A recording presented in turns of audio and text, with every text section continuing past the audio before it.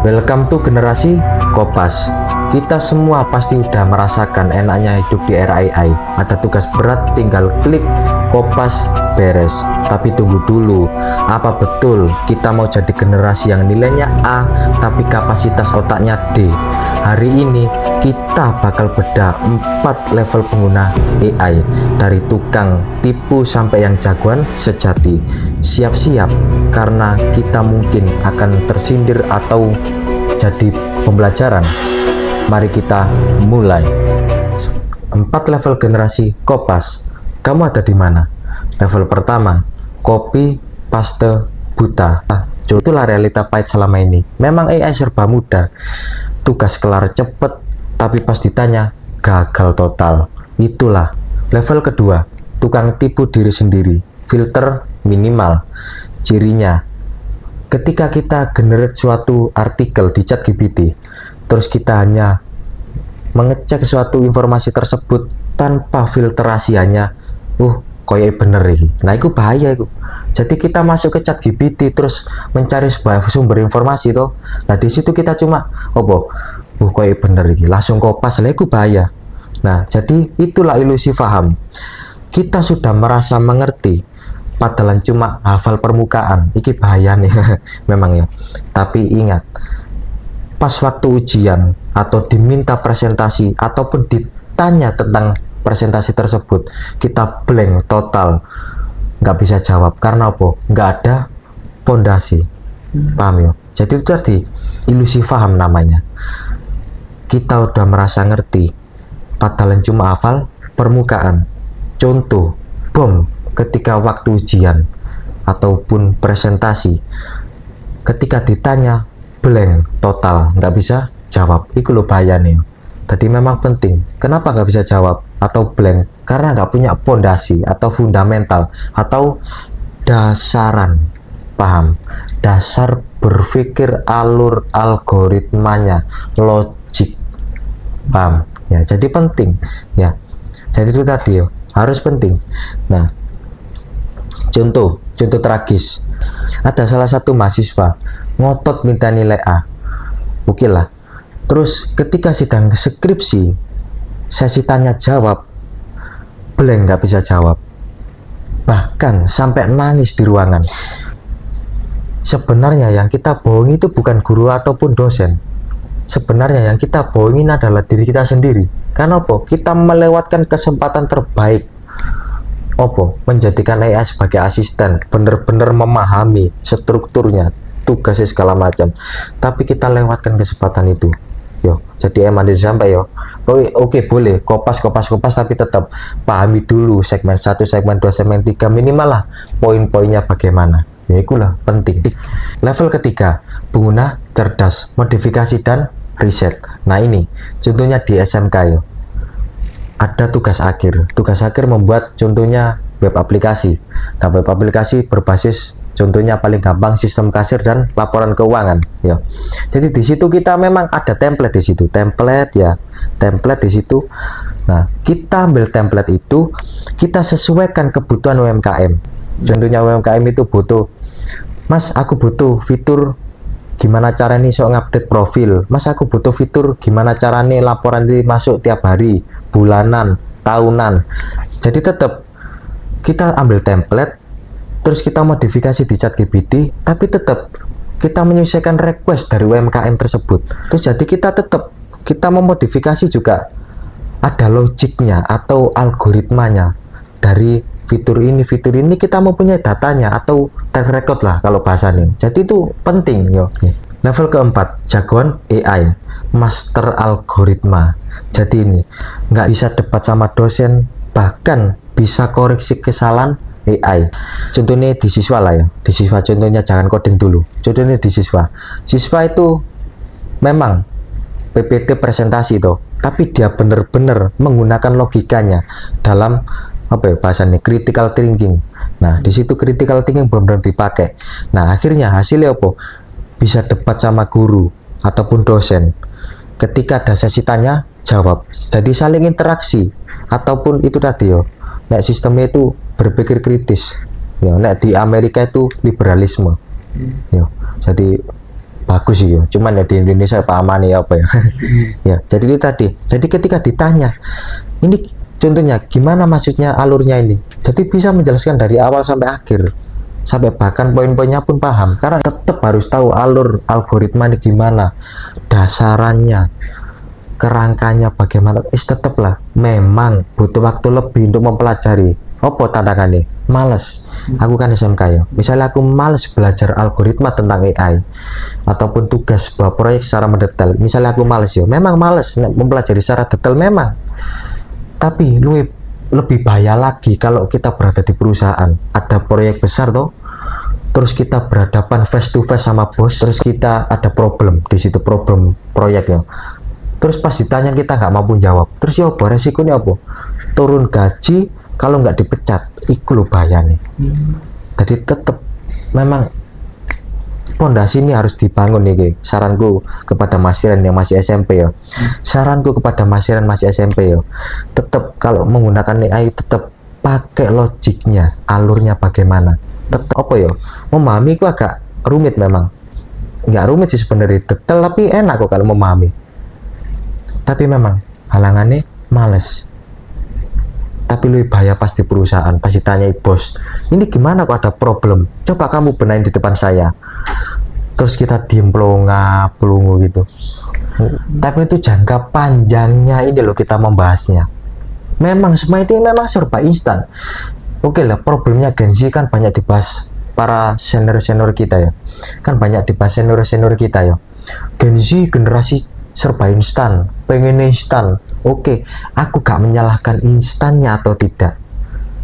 Bagus loh, Gen Z itu pengennya serba instan. Tapi yang salah apa? Kita nggak mau berpikir itu loh. Tapi memang membentuk karakter pengen instan karena memang ada teknologi AI, nggak bisa disalahkan. Memang Gen Z kan banyak yang menyalahkan loh. Gen Z serba instan gini. Memang ada karakter seperti itu di dalam diri tertanam karena ada teknologi AI. Tapi yang perlu dibenahi apa sih nggak tepat? Kamu nggak mau berpikir. Itu loh, generasi ngangong-ngangong yang bahaya. Aku pernah pada belajar yo. Aku pernah pas aku kopas ya, pas ditakoni, pas ditanyain guru, ngeblank aku. Itu bu, itu. Jadi segmen ketiga, bahaya tersembunyi.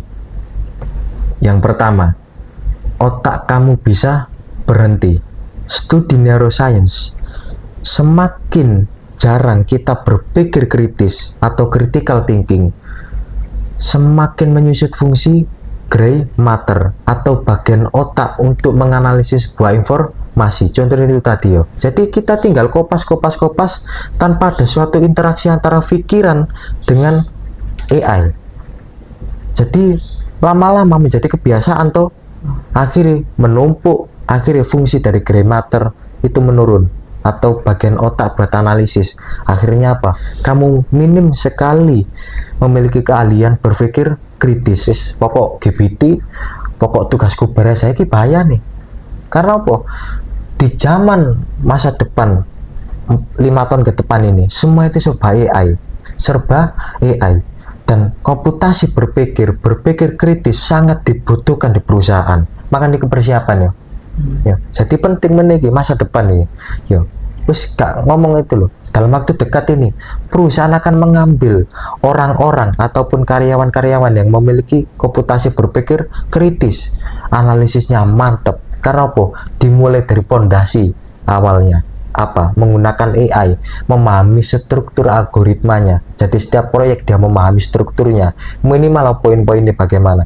Dia menelusuri bagaimana AI ini bekerja seperti otak manusia.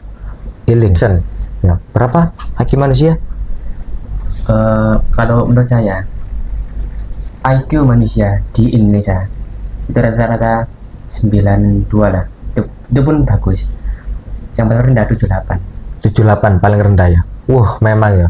Yang pintar manusia apa AI-nya? Manusia toh, ya. Jadi manusia membuat AI lalu difasilitaskan kepada publik dan digunakan oleh masyarakat toh, dan siapa mereka yang menggunakan AI ini dengan bijak atau efektif, dan critical thinkingnya main, analisisnya mantap, data analisisnya, itu pembentukan ya, persiapan itu ya. Jadi itu tadi, kita sudah difasilitasi ChatGPT, Gemini, DeepSeek, segala macam ya, banyak chatbot yang lain, dan banyak AI sampai bahkan ribuan AI. Yang hebat bukan AI-nya, tapi manusianya seberapa bijak menggunakannya. Ini loh, semakin pintar prompt-nya ataupun perintahnya, maka semakin pintar pula jawaban dari AI. AI bisa jadi musuh kita karena kita tidak bijak menggunakannya. Contohnya kasus di mahasiswa salah satu kampus ya, dikeluarkan karena plagiat skripsi dari AI. Plagiat tuh loh saja nih, nggak apa-apa sih, cuman itu tadi tergantung kebijakan dari suatu institut lah, atau suatu kampus atau pendidikan itu sendiri yo. Masa depan di ujung tanduk. Ada salah satu kasus kemarin yo, di sini kemarin itu ada kandidat calon pelamar kerja yo, itu pas di interview itu persis jawabannya kayak di ChatGPT, bahasanya super baku lah. Apa ya contohnya itu tadi ya, nanti saya tampilin contohnya. Masuk dunia perusahaan harus profesional, bahasanya pun harus profesional. ChatGPT menyediakan informasi, menyediakan fasilitas sangat canggih, tapi bagaimana kamu mengolah, memodifikasi kembali, ATM apa? Amati, tiru, modifikasi. Segmen keempat, solusi super. Gimana cara kamu bertahan? Pakai AI sebagai brainstorming atau bertukar pikiran. Paham? Jadi kita ada interaksi seperti mengembangkan kreativitas pemikiran kita, atau ada interaksi antara AI dengan kita. Jadi tuliskan ulang kata-kata saya, format profesional, agar mudah dibaca dan dipahami oleh perusahaan atau HRD. Itu bagus ya. Kita melamar pekerjaan, membuat CV, saya kan kayak enak. Buatkan format profesional, tapi tetap referensi dari kata-kata yang sudah saya generate di AI, paham? Jadi aku generate tentang diri saya, lahir di sini, terus saya memiliki keahlian software management atau keahlian web developer, AI prompt engineer. Kamu berinteraksi dengan ChatGPT secara online, kamu sama saja berinteraksi dengan perpustakaan dunia. Anggaplah AI ini seperti asistenmu tapi secara online. Yes, kayak ngobrol sama manusia lah, karena AI juga punya komputasi untuk memahami bahasa manusia. AI itu punya NLP atau Natural Language Processing, atau proses memahami bahasa alami manusia. Jadi proses memahami alur itu. Jadi pokok anggapan ngomongan karo wong lah, karena AI punya Natural Language Processing. Nek bahasa itu memahami bahasa alami lah manusia. Jadi podo anggapan AI sebagai gurumu lebih besar. Enak lo rek gratis yo, manfaatkan sebaik-baik. Enak apa pun gratis, mumpung gurung meni yo. Kamu punya dua pilihan. Yang pertama, terus jadi tukang kopas, hidup numpang karya AI, otak berhenti pas ditanya dosen atau guru, cuman bisa atau kedua, jadi jagoan pemikir, pakai AI sebagai asisten, tapi keputusan akhir ada di otak kita. Bisa debat, bisa analisis, dan yang paling penting nggak bisa digantiin robot. Jadi kalau kamu mau jadi generasi yang dicari, bukan generasi yang punah, mulai sekarang ayo stop kopas buta, start thinking deeply, berpikir mendalam. Teknologi itu cuma alat, tapi yang bikin kamu jadi manusia adalah kemampuan berpikir kritis. Jangan sampai besok kamu jadi fotokopian digital dari ChatGPT.